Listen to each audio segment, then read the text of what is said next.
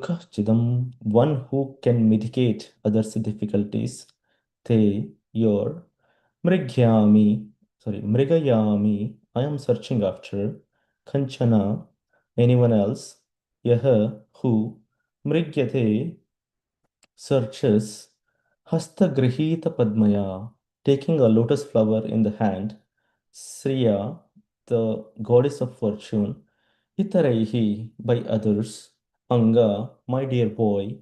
Vimrigya Manaya, one who is worshipped. Translation and purport by His Divine Grace Srila Prabhupada. Srila Prabhupada ki jai. My dear Dhruva, as far as I am concerned, I do not find anyone who can mitigate your distress but the Supreme Personality of Godhead, whose eyes are like the lotus petals. Many demigods, such as Lord Brahma, seek the pleasure of the goddess of fortune, but the goddess of fortune herself, with a lotus flower in her hand, is always ready to render service to the Supreme Lord. Purport.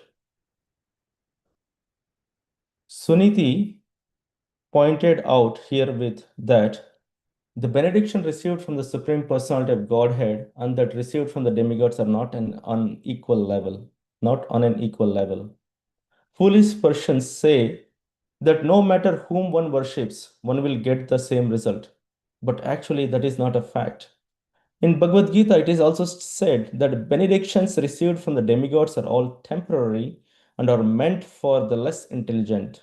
In other words, because the demigods are all materialistically conditioned souls, although they are situated in very exalted positions, their benedictions cannot be permanent. Permanent benedictions is spiritual benediction, since a spirit soul is eternal. It is also said in Bhagavad Gita that only persons who have lost their intelligence go to worship the demigods. Therefore, Suniti told her son that he should not seek the mercy of the demigods, but should directly approach the Supreme Personality of Godhead to mitigate his misery. Material opulences are controlled by the Supreme Personality of Godhead through his different potencies and specifically the goddess of fortune. Therefore, those who are after material opulences seek the pleasure or mercy of goddess of fortune. Even the highly placed demigods worship the goddess of fortune, but the goddess of fortune, Mahalakshmi herself, is always seeking the pleasure of the Supreme Personality of Godhead. Anyone, therefore, who takes to the worship of the Supreme Lord automatically receives the blessings of the goddess of fortune.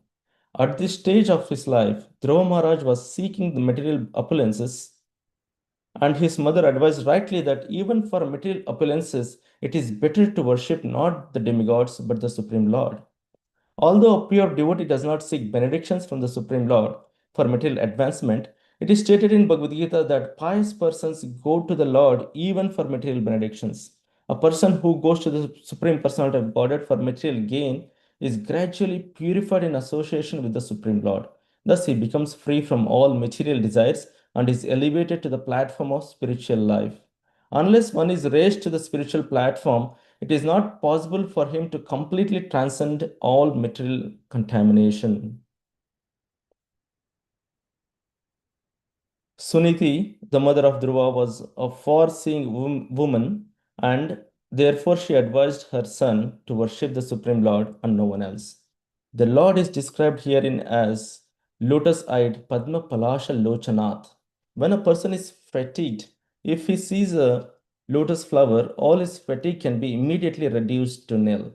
Similarly, when an aggrieved person sees the lotus face of the Supreme Personality of Godhead, immediately all his grief is reduced. A lotus flower is also an insignia in the hand of Lord Vishnu as well as in the hand of goddess of fortune. The worshippers of the goddess of fortune and Lord Vishnu together are certainly very opulent in all respects, even in material world. The Lord is sometimes described as Shiva Virinchi Nutham, which means that Lord Shiva and Lord Brahma also offer their respectful obeisances unto the lotus feet of the Supreme Personality of Godhead, Narayana.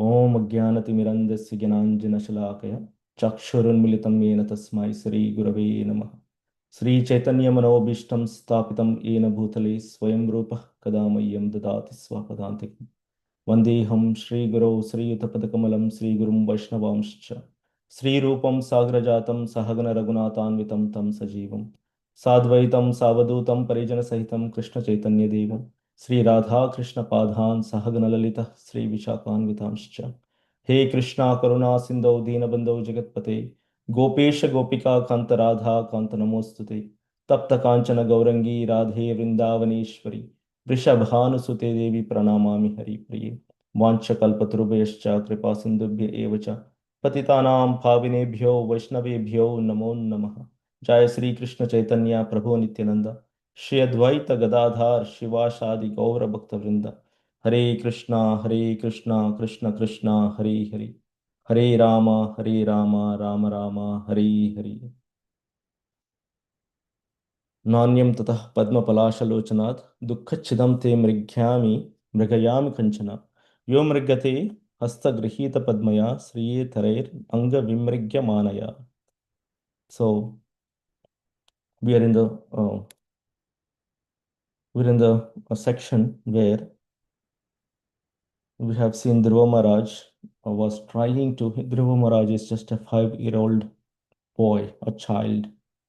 He wants to get the love of his father as his brother, stepbrother, was getting. Uttama, his stepbrother, was on the lap of his father when the king was sitting on the throne of that kingdom. So Dhruva Maharaj tried to reach to his father's lap. Suddenly, he faced all the negativity that no one should face.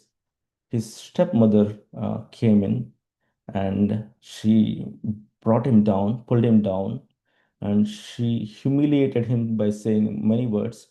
But one thing she said was very impactful, and that negative thought or that negativity was taken to be positive by Mother Suniti. So we have seen that. So in verse 13 it says, yeah. Let's go back to verse 13. So verse 13, yeah. तपस्साराध्य पुरुषं तस्यैव अनुग्रहेण मे गर्भित्वं साध्यात्मनां यदिच्छसि Ripashanam. So if you want to be on the throne, Ripashana, or the king's throne, then you have to take birth in my womb. And before that, she says that tapasya aradhya purusham. So she says that um, glorify the Lord, or perform the worship, or perform the devotional service to the Lord, and pray to that Lord, or satisfy Him, satisfy the Supreme Personality of Godhead, and take a boon to uh, take birth in my womb. Or yeah, so that's what Surichi says. So Surichi was saying these words in the in envious form, or in envious and false. She said in a false ego because of the envity or the enviousness she developed for Dhruva Maharaj and her mother. So when Dhruva Maharaj goes back to Mother Suruchi and explains the same thing, but Mother Suruchi, sorry, Suniti, Mother Suniti of Dhruva Maharaj, she tells the same words, and she says that follow your your stepmother's instructions and pray to the Supreme Personality of Godhead. So that is the section we are in. So yeah, she was explaining what are the benefits and whom should we follow, or whom should we really pray to, or whom should we worship. In that sequence, in the previous verse, she explains, my dear boy, you also should take shelter of the Supreme Personality of Godhead, who is very kind to his devotees. Persons seeking liberation from the cycle of birth and death always take shelter of the lotus feet of the Lord in devotional service. Becoming purified by executing your allotted occupation, just situate the Supreme Personality of Godhead in your heart, and without deviating for a moment, engage always in His service. So that was the previous verse. And now in this verse, she is explaining beautifully that na anyam tatha, meaning therefore there is na anyam, there is no other path, or there is no one else we could approach the only one you should approach is Padma Palasha Lochanath. So Padma is a lotus, Palasha is a leaf of that lotus, and the lotus itself is beautiful, and the shape of the leaf of the lotus is also beautiful, and is compared to the beauty of the eyes of the Lord, or compared to that palasha or the leaf of that lotus. Right, that's what it's saying here. So the Lord has, Supreme Person of Lord has a beautiful big um, eyes, exactly as a shape of, not exactly, but similar to the shape of the leaf of that lotus. There are not many things. If according to scriptures, if we see according to scriptures, the most beautiful thing in this material world is lotus flower, right? So there is no other. See, we cannot compare the magnificent. Yeah, so we cannot compare um, the beauty of the spiritual world or the beauty of the Lord Himself with anything in this material world. So the closest match they have, is the lotus flower in this material world. That's why everywhere we see, whenever we say, like, lotus feet, whenever we want to address the organs of the Lord, we attach the lotus in front of that organ, like lotus feet, lotus sides, lotus hands, pada kamala, right?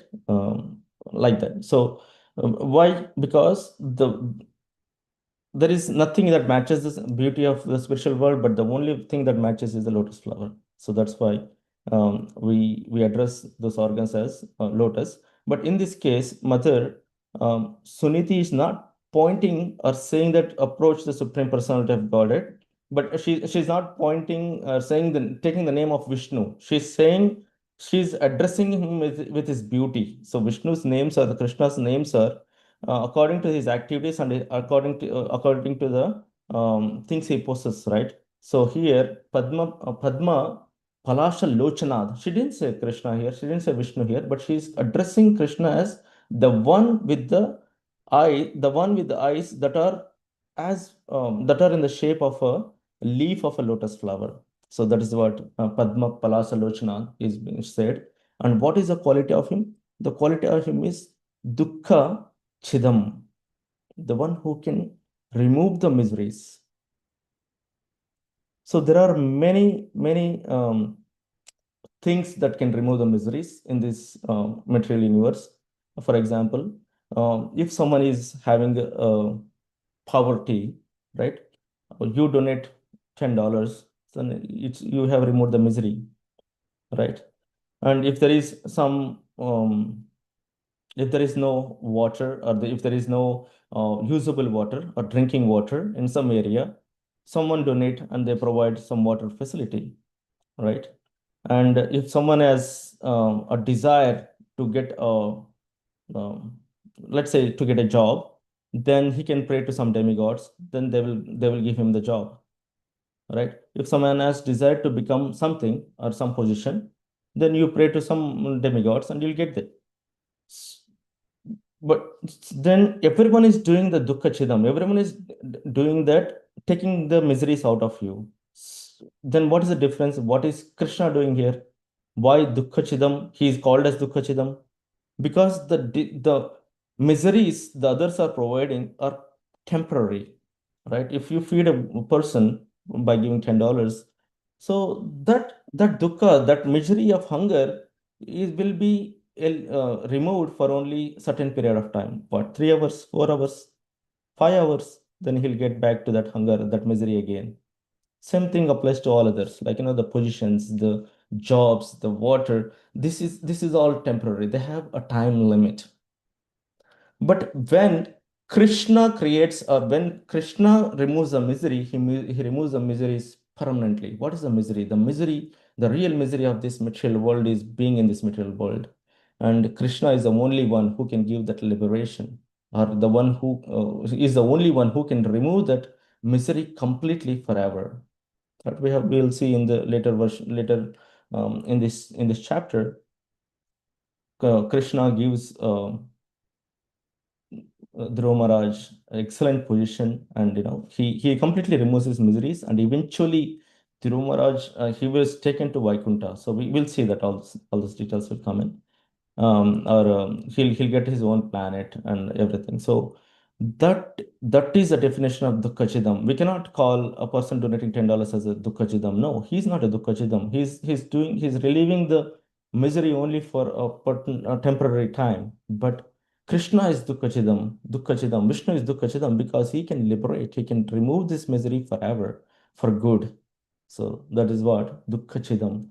So te mrigyami kanchana. So now the question is, so we recently we have celebrated Dhanteras and Diwali last week, right? So what we all did, we all went and started the whole world, especially all Indians, all Hindus, they went and celebrated and performed some pujas for Lakshmi Devi, right?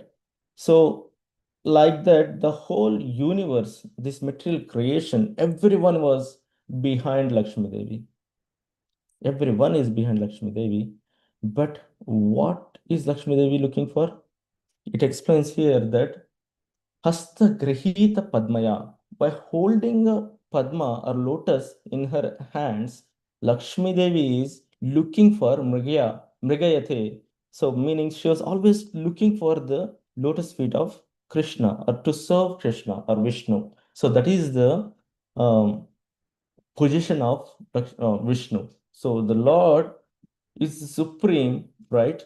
And Lakshmi Devi is looking for serving Vishnu. So if you go back in Samudra Manthan Leela, there are beautiful verses which explains uh, here, right? So when after the Samudra Manthan, when a lot of things came, like Airavata came, Uchchaishwara, the horse came, and many other things came. And in that sequence of the things appearing after during the Samudra Manthan, Lakshmi Devi also emerged from there. So when Lakshmi Devi emerged, she was so beautiful, effulgent. Lakshmi Devi is always gracious. And when she appeared, everyone wanted her, demigods, demons, and everyone. But one good thing of that, out of that thing, out of everyone there was that they gave a choice to Lakshmi Devi to pick a husband. Then, if you see her, she was going through Mrigyate, right? The word Mrigyate we discussed. So she was searching and looking, and she was analyzing who is the right husband for me. So in this sequence, we see that she has many. She went through a few. Um, yeah, she went through the search, and the search is explained here. The goddess of fortune examining the assembly through thought in this way. Someone who has undergone great austerity has not yet conquered anger. Right? She found that they have done lots of years and years of austerity, but they're still angry. Right? What kind of a supreme he is? And then someone possesses knowledge, but he has not conquered material desires. So you have a knowledge, then you still are you still are um, completely covered with the material desires. Someone is very great personality, but he cannot conquer lusty desires. Great personalities, a famous personality we see, right? These famous personalities, they're well known. They succumb to the lusty desires, and even a great personality depends on something else. However, how can they be supreme controller? So she wants to find a husband who is a supreme controller, and she could not find. And the search still continues, right? Someone may possess full knowledge of religion, but still not be kind to all living entities. They have all knowledge, they can quote the verses from Bhagavad Gita, Bhagavatam, everywhere, but they're not kind to others. So what kind of knowledge is that? Right? In someone, whether human or demigod, there may be renunciation, but that is not cause of liberation. They have renunciation, but there is no liberation. Someone may possess great power and yet be unable to check the power of eternal time. So they don't have control on the eternal time. They may have powers of creation, powers of doing other things, powers of creating small little things, but they don't have power to check the power of time. The time, no one can control the time because time is Krishna himself. That someone else may have renounced attachment to the material world, yet he cannot compare the Supreme Personality of Godhead. Yeah, material attachment, someone have renounced material attachment, right? But they are not compared to Supreme Personal God. Therefore, no one is completely freed from the influence of material modes of nature. So there, because all these living entities, everyone is in this material modes, is under or under the modes of material nature. And we also know that only Krishna is above these modes of material nature. And she says someone may have longevity but not have auspiciousness or good behavior. Someone may have both auspiciousness and good behavior, but the duration of his life is not fixed.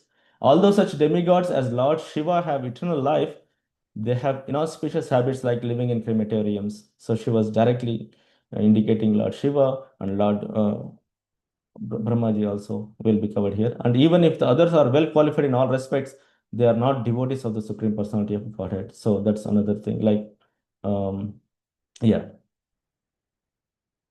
So in this way, she continued the search, right? She was looking Mrigyati.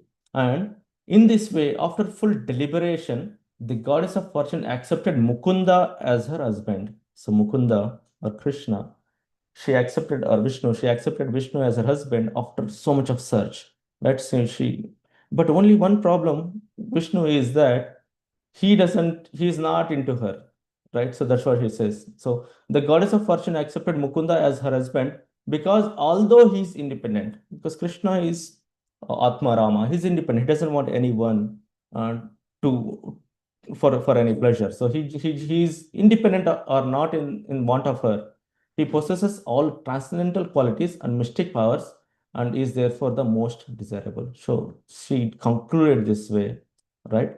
That Vishnu, that Lakshmi Devi, whom the world is chasing, right? And that Lakshmi Devi is chasing Lord Vishnu. So on the day of Dhanteras or on the day of Diwali, when we do puja, Srila Prabhupada beautifully mentions at the end in the purport that in the purport of the verse, right? The Lord is sometimes described as Shiva Virinchi Nutam. So he is the one who being worshipped by Shiva and Virinchi. Virinchi is Brahmaji. So Lord Shiva and Brahmaji, both of them are worshippers of Lord Supreme Personality of Godhead, which means that Lord Shiva and Lord Brahma also offer the respectful obeisances unto the lotus feet of Supreme Personality of Godhead. And he says that a lotus flower, okay. Okay, flower. Supreme Personality, immediately all the grief is reduced. Lotus flower is also in Shigna. Okay. Okay. The worshippers of goddess of fortune and Lord Vishnu together. So this is what I wanted to say. So the worshippers should worship the Lord Lakshmi ji and also uh, not alone, not only Lakshmi ji, but we should have Vishnu, like Lakshmi Narayan, Lakshmi Narasingha, and like Madhupati Prabhu mentioned in the other day, like we can see Radha Shamashundar as the Lakshmi Narayan form, and we can worship them. So together, that is important. So when we worship, we have to have that together. It's not just Lakshmi ji. I'm stressing on that because we all do this, and that should be corrected to have, like because that's what we have learned um, from the childhood. We see, like yeah, all the parents and everyone praying to Lakshmi ji, but praying to Lakshmi ji alone is not enough. It's not good. But Srila Prabhupada authorizes here that the worshippers of goddess of fortune and Lakshmi together are certainly very opulent in all respects, even in material world. Even in material world, if you want something, if you want to be successful, if you want to have uh, opulences, then the worship of both should be important. Then the question raises, why can't we worship demigods like Shiva and Brahma, right? There was a beautiful story. It was quoted in Mahabharata. There is this demon called Bhasmashara, right? Bhasmashara, once he wanted to um, once he wanted to conquer the world, or he wanted some power, so he started meditating upon Lord Shiva. So his meditation, Lord Shiva knows that his Bhasmasura is a demon, his intentions are not good, so he didn't appear. So how Bhasmasura was trying to pacify or trying to please Lord Shiva, he's cutting his meat from the body and putting into the yagna and saying that Om Namah Shivaya. So that kind of mantras. And Lord Shiva didn't come, but whatever. His intentions are not that great. So, but eventually, after a week or so, he hold his shika and want to cut it on shika in one hand and sword in the other hand. He wanted to offer his head to Lord Shiva, and Lord Shiva said, "Oh no, no, this is a time." And he appeared in front of Bhasmasura, and Bhasmasura said, "Okay." Sorry, Lord Shiva mentioned, "I'm pleased with your austerities. What kind of boons do you want?" Then Bhasmasura said, "Whomever, if I put my hand on anyone's head, they should turn into ashes. That's the boon I want." Then Shiva said, "Okay," and he granted that boon. When then he want the intentions of Bhashmasura are so bad. He wanted to test that same boon on the one who gave him the boon, Lord Shiva, right? So he started chasing Lord Shiva to put his hand on the top of Lord Shiva to test if the boon is really working. So that was so bad he was, and eventually Lord Vishnu came in the form of Mohini, and he have protected, or saved Lord Shiva by tricking him to put his own hand on his own head. So Bhasmasura turned into ashes the moment he put his hand upon himself. So what we are talking here is like Lord Shiva and Lord Brahma, they give the boons, but those boons are not permanent, and those are not really helpful. Um, for a devotee, they are not permanent. So that's the thing. But when we are having so when we want some um, boons which are temporary, which we want in this world, then also we should not go to Lord Shiva and Lord Brahma, because that'll trigger some kind of the desires are not ending, and we keep the desires keep multiplying, and we keep asking them, and we just fall down. So there are beautiful verses in the scriptures that say that the one who goes to the demigods for the boons, a devotee also, if he starts going to demigods for the boons, they'll just fall down. The fall down is there is no doubt about that. So for any boons, for anything, we should always go to Lord Vishnu, and that is authorized in Srimad Bhagavatam, Canto 2, Chapter 3, Text verse 10. Akama sarva kamo va moksha kama udaradi tivrena bhakti yogena yate purusham param. Whether one is akama, desiring nothing, sarvakama, desiring all kinds of material enjoyment, or moksha kama, desiring liberation, one who is udharadi, a broad-minded or intelligent person, what does he do? He should worship the Supreme Person, Purusham Param.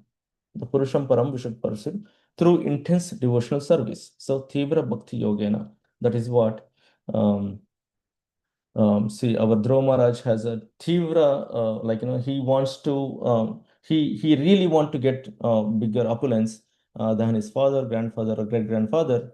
Then Mother Suniti is instructing him to go back to this or worship Lord Vishnu or Lord Krishna in such a way that his desires will be fulfilled. And she is guaranteeing that in this verse that there is no other one, na anyam tatha. So therefore there is no one else except the Supreme Personality of Godhead. For anything, we have to go to him. Okay. We'll stop here. Srila Prabhupada ki jai.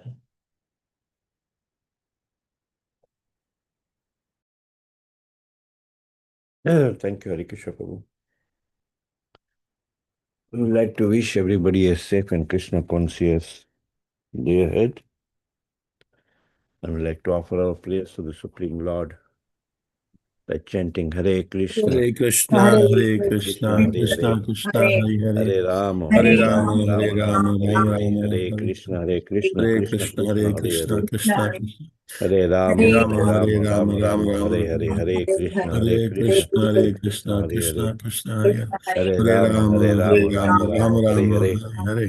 Hare Shinu Shingo Jenu Shingo Jai Jenu Shingo Praladesha Jaya Padma Padma Lingam Vikram Veeram Hare. Mahavishnu Ram Mahavishnu Jalantam Jalantam Sarupam Sarupam Nrsimham Narsingam Vishnu Vishnu Narsingam Bhagavam Vishnu Vishnam Bhagavan Namaha. Namavi. Narasimha भगवान की की जय, जय। महाराज की जय. जय. Some quick announcement. This weekend is a festive weekend. We'll be celebrating Govardhan Puja and Kut on Sunday. Also, tomorrow is fasting till noon. We'll be having Tiruba Mahotsav. Our founder Acharya, His Divine Grace Sri Bhaktivedanta Swami Prabhupada at noon time, starting at 11.